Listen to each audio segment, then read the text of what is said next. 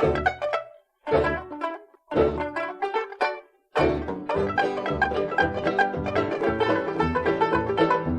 you and welcome back to Scandinavian Design 101. I'm Sanna. I'm Andreas and we are two Swedes and we love design. And today we're going to talk about the many iconic organic easy chairs designed by the Danish architect Arne Jacobsen in the mid-1950s. And if you want to know more about his life and career, we have a video about that too. And we have a video about his shell chairs, also the 7 and all of them. And check out the link in the description if you want to learn more about that. But for today, let's focus on his easy chairs. The story starts with the SAS Royal Hotel in Copenhagen. Yeah, in the mid-50s, Arne Jacobsen was commissioned by the Scandinavian airline company SAS to design a large hotel in central Copenhagen.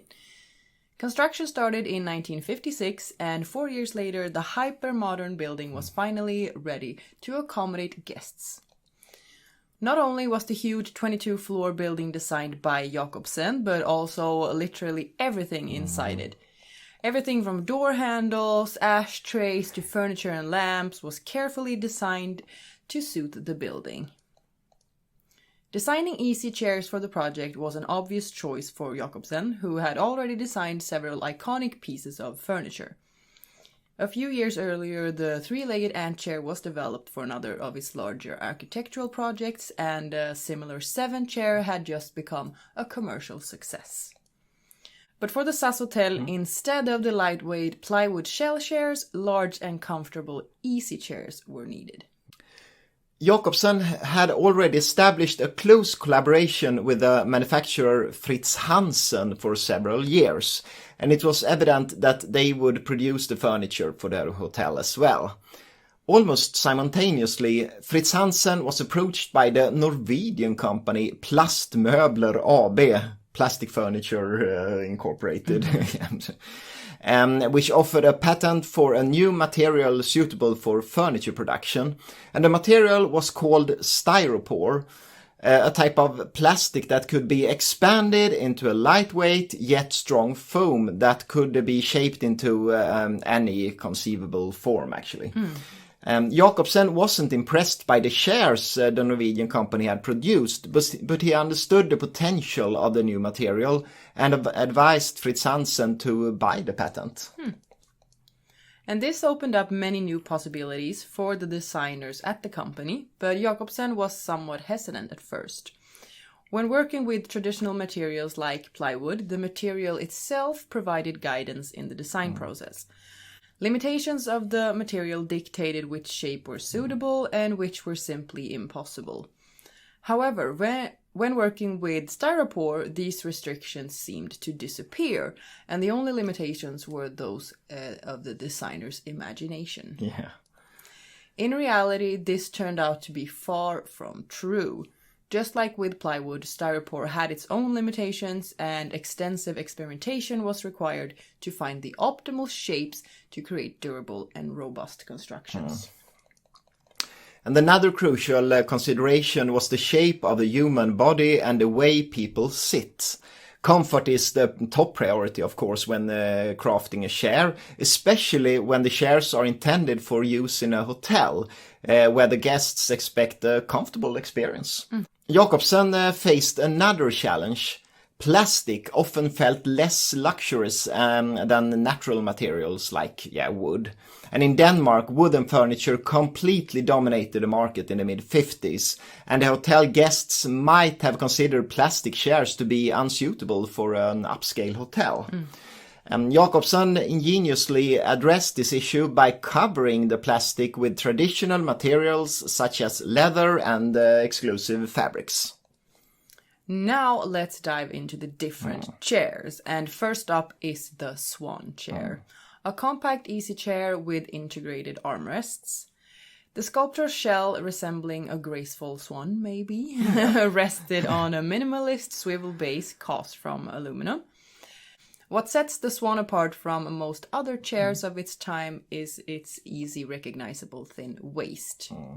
However, this slender waist didn't serve any practical function, Actually, it weakened the styropor shell and complicated the upholstery process. And simultaneously with the easy chairs, Jacobsen was also experimented with the various plywood shell chairs. An unrealized prototype featured a swan-shaped plywood chair standing on 4 metal legs. The thin waist was necessary when crafting a plywood chair to achieve the desired shape. Jacobsen decided to repurpose this elegant shape when designing the swan chair, retaining the thin waist even though it no longer served any practical purpose. No. But it's pretty. Yeah. And when the Swan chair was put into serial production, it came in several different models. And the standard version with a swivel base was designated a model number 3320. And in 1963, a version with a tilt function was introduced, providing added comfort. And another model, the 3322, featured adjustable height, designed to make the chair more versatile for various settings. And this version was also available for a while with casters, effectively transforming it into an office chair. A unique variation with bentwood legs, model number 4325, was available for a period in the 1960s, but just for a few years. And like many of Jacobsen's easy chairs, there was a sofa version of the Swan chair, known as model number 3321.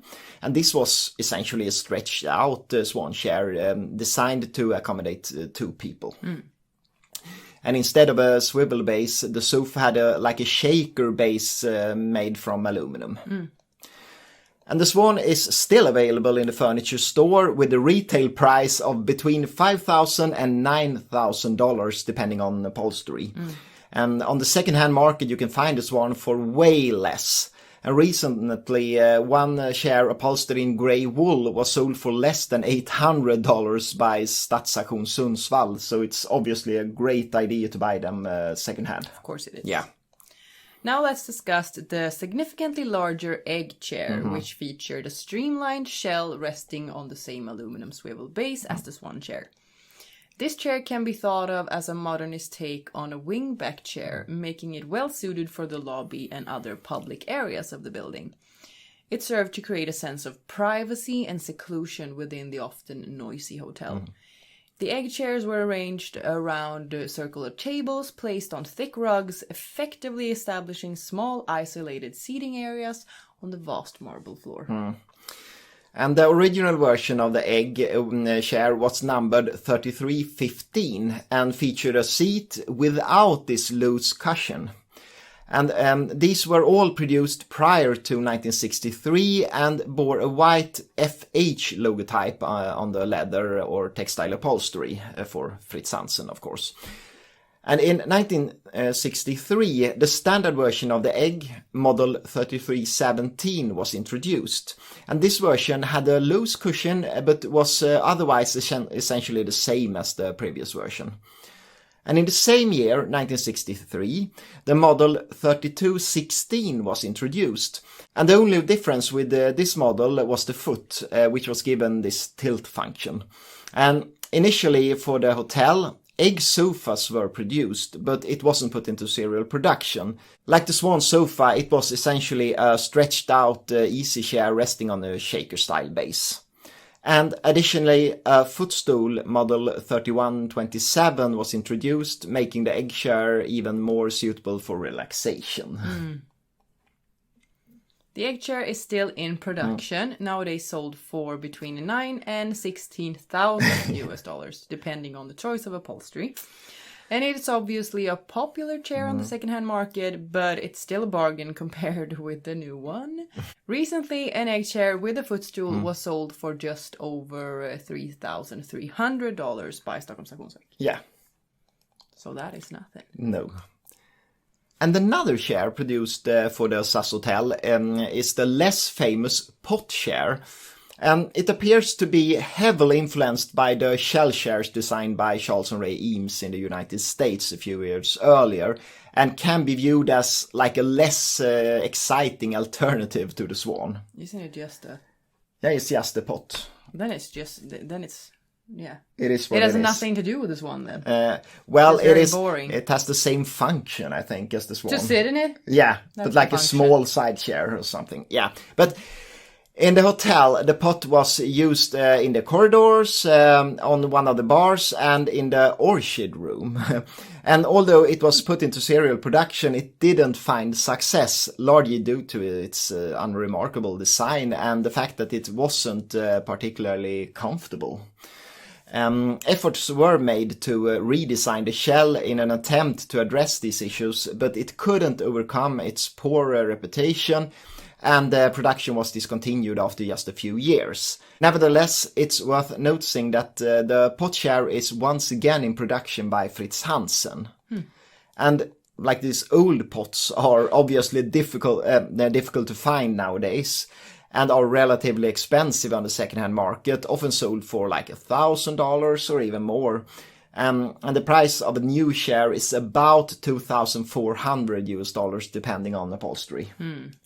But they are, really boring. Totally. Yeah. And finally, let's say a few words about the smallest of the organic easy chairs designed for the SAS Royal Hotel. The minimalistic drop chair.